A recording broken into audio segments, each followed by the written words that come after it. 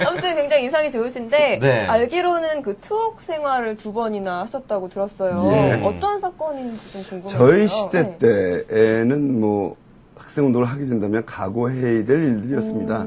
예. 학생운동을 하기로 결심했던 때부터 이미 대학 졸업장은 당시로서는 포기하고 네. 네. 그 다음에 구속되는 것도 각오해야 되겠다 이렇게 생각을 시작했죠. 예. 일단 대학 때 그때 학내 민주화 시위라고 당시는 붙였는데 학내 민주화 학교에서 시위. 이제 전두환 정권 시절이죠. 네. 시위 자체가 불법이었던 시절이니까요. 시위 주동을 했기 때문에 유임을 부리고 시위 주동을 했기 때문에 구속이 됐었던 게 한 번 있고요. 네. 그 다음에 저희들은 이제 그때만 해도 이제 대학이 엘리트주의 같은 것이 있었었는데 예. 대중의 삶을 우리가 제대로 알아야 된다. 그래서 노동운동이나 농민운동을 했었습니다. 저 같은 네. 경우는 이제 어떤 큰 대기업의 전자공장인데요. 거기서 공장 생활을 하면서 네. 87년에 한참 파업이 막 시작되었을 때 파업을 주도한 혐의로 구속되었었습니다. 그래서 2번의 감옥 경험을 갖게 됐죠. 그러셨군요. 지금은 다 이제 민주화 운동으로 평가받아서 네. 명예회복도 됐습니다. 예. 사실 좀 곱게 자라신 그런 얼굴인데 좀 많이 힘드셨을 것 같은데 네. 어떠셨나요? 아니요, 그래도 저는 뭐 감옥은 체질에 맞던데요.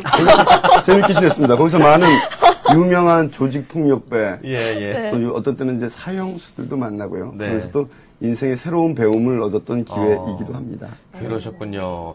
뭐 결코 투옥 생활로 인해서 뭐 어떤 인생의 좀 오점이 아니라 그걸로 인해서 더 다양한 삶을 겪으셨다 뭐 이런 말씀을 해주시는 것 같습니다. 알겠습니다. 네. 하지만 근데 어찌됐건 저희가 보기에는 조금 약간은 위험하고 과격한 길이라고도 할 수 있었던 그 길을 선택하심으로 인해서 중도에 좀 후회를 하셨거나 그냥 난 평범하게 다시 길을 걸어가야 되겠다 이런 생각하셨던 적 없으셨는지요? 글쎄요, 말로는 네. 제가 80년에 대학을 입학하지 않았다면 예.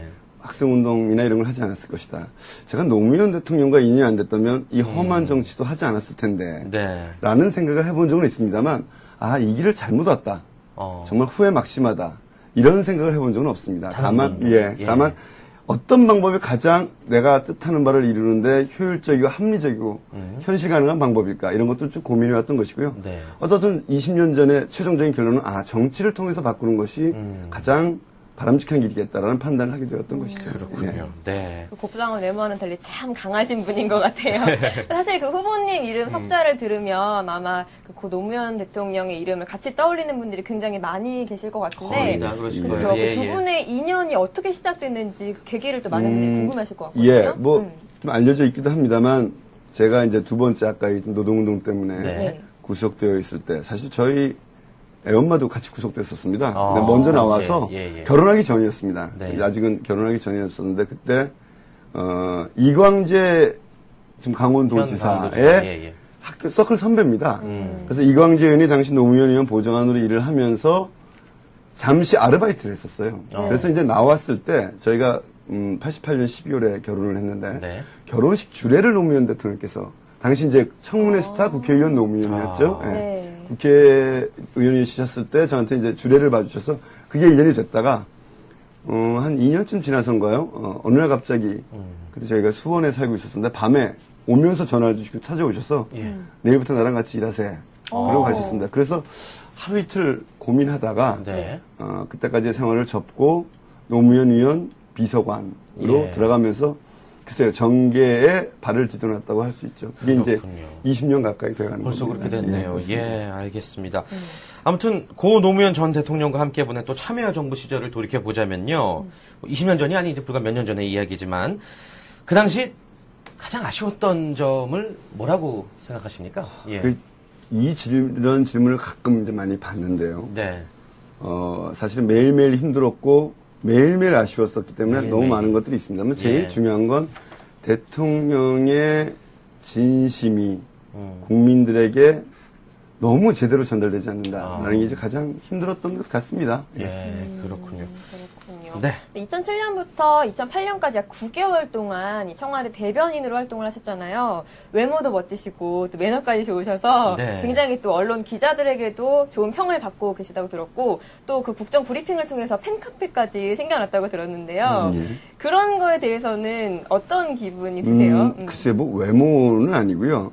기자들 중에 뭐 사람마다 틀리겠습니다. 되게 저한테 좋은 평가를 해줬던 것 같습니다. 그러니까 좋은 평가의 핵심은 거짓 없이 성실하게 대통령과 청와대의 입장을 전달하려고 했다는 걸 평가해 준 것 같고요. 예. 아마 그게 가장 큰 게 그렇습니다. 제가 이제 가끔 드리는 말씀인데 미국의 백악관과 미국의 국무성 말고는 전 세계에서 어느도 대통령부나 중요한 부서가 매일 생중계로 기자들 앞에서 브리핑을 하는 경우가 없었습니다.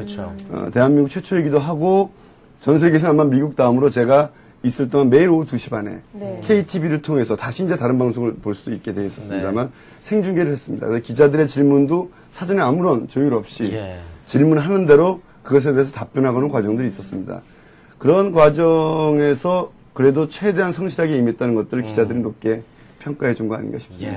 아니, 뭐, 말씀하신 중에 이제 생중계 브리핑, 사실 참여정부 대변인 시절에 가장 획기적이었던 것 중에 하나라고 저희 역시 생각이 드는데, 저희처럼 뭐 전문적으로 방송을 하는 사람들도 이 생방송이라는 것에 엄청 긴장을 안 할 수가 없는데 말이죠. 그 생중계 브리핑을 해야겠다고 이제 결정하시게 된 배경, 그리고 또 하시면서 좀 에피소드 분명히 있으셨겠죠? 뭐 에피소드는 하도 많아서 기억이 안 납니다만 그런 거였습니다. 사실 저는 임기 말이었고 청와대와 국민과의 소통이 제대로 되지 않는 상태에서 대변인을 맡았습니다. 그런 상태에서 어떻게 하면 국민들에게 보다 진솔하게 다가갈 수 있을까? 아까 말씀드렸듯이 대통령과 청와대의 뜻을 더 정확하게 전달할 수 있을까를 고민하다가 대개의 경우는 이제 기자들과의 질의응답은 카메라 중계 없이 합니다. 하고 나서 그럼 모르는 건 모른다고 할 수도 있고 틀리면 조금 확인해서 다시 알려줄 수도 있습니다. 청와대 대변인이 모든 걸 다 알고 있는 것은 당연히 아니거든요. 그런데 이제 생중계를 한다는 것은 그걸 가감없이 보여줘야 되는 거거든요. 그렇기 때문에 상당히 많은 준비가 필요한데 저는 제가 큰 실수를 안 했던 것 같아요. 그런데 그 뭐 개인의 능력이 아니라 그 이전까지 한 4년 동안 청와대의 다양한 분야에서 경험을 갖고 있었기 때문에 대통령의 철학, 각 분야의 주요 정책들의 어떤 우리 국민참여정부 차원에서의 어떤 정치적 맥락, 정책적 맥락을 알고 있었기 때문에 가능했던 거라고 생각하고요. 그래서 그렇게 되다 보니까 아무래도 KTV 생중계를 하다 보니까 TV 화면 자료가 많아지고 노출이 많이 됐던 거죠. 그래서 어느 날 갑자기 저는 전혀 몰랐는데, 제가 이제 기억하실지 모르겠지만 아프간 피랍 사건이 있었지 않습니까?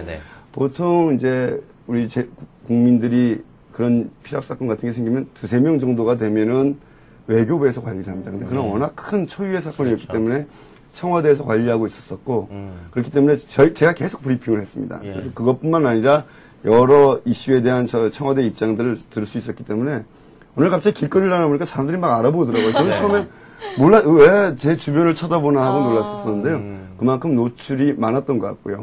그래서 이제 좀 얼굴이 많이 팔리게 되고, 그다음부터 행동거지를 더욱더 조심하게 되고, 그렇게 됐던 것 같습니다. 그렇군요. 어떠세요? 좀 유명해져서 더 좋은 점이 많으신 것 같아요? 아니면 좀 불편한 점이 많으세요? 반반이죠. 그래도 지금도 마찬가지인다면 어디 가면 그 음식값 안 받으시는 분도 있고, 택시비 안 받으시는 분도 있고, 그래서 고맙습니다.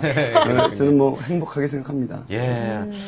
확실히 그 생중계 브리핑을 했던 뭐 경험이 때문에 그러신지 몰라도 저희 많은 게스트들이 저희 방송에 출연하시지만 전혀 생방송에 어떤 당황하거나 긴장하는 모습 전혀 안 보이시는 것 같아서 저희도 좀 편하게 진행을 지금 하고 있습니다. 자, 그렇다면 이제 그 당시 이제 생중계 브리핑 중에 이제 마지막 국정 브리핑을 한번 그날로 한번 돌아가 보도록 하겠습니다. 어떻게 말씀을 해주셨냐 하면은요, 참여정부 5년이 오늘로써 마무리됩니다.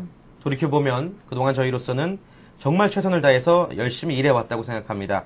그러나 어느 하루도 힘들지 않은 날이 없었고 아쉬운 날도 적지 않았습니다. 그러나 이제 참여정부의 평가가 역사에 맡겨지겠죠. 그 평가가 언제 시작될지 또 언제 끝날지 과연 끝나기만 하는 것인지 알 수는 없겠죠. 라고 이렇게 마지막 국정 브리핑을 해주셨습니다. 화면에도 나오고 있는데 이제 어떤 의도인지 다시 한번 여쭤봐도 될까요? 그 당시에. 있는 그대로의 심경이었습니다. 이제 참여정부 얼마나 5년 동안 시끄러웠습니까? 그리고 이제 그게 아마 이틀을 남겨놓고 한 것일 것 같습니다. 그때 심경은 아주 분명합니다. 참여정부에 대한 평가가 매우 부정적이었고 보수적이든 진보적이든 그렇지 않은 사람들 모두에게 5년 내내 공격을 받았습니다. 그러나 저희는 적어도 노무현 대통령이 국민을 위해서 일했고 국민을 속이지 않고 일했고 그리고 지금 많이 가려져 있지만 굉장히 중요한 제도적 정책적 발전이 있었다는 확신을 갖고 있었습니다. 그래서 언젠가는 역사적 평가를 받을 거라고 믿고 있었지만 사실은 그게 짧은 시일 내에 가능할 거라고 보지는 않았습니다. 물론 지금도 마찬가지입니다. 그러나 참 역설적이게도 바로 그해 대통령께서 봉화마을 내려가서 어떤 아주 인간적인 모습을 보여주시고 네.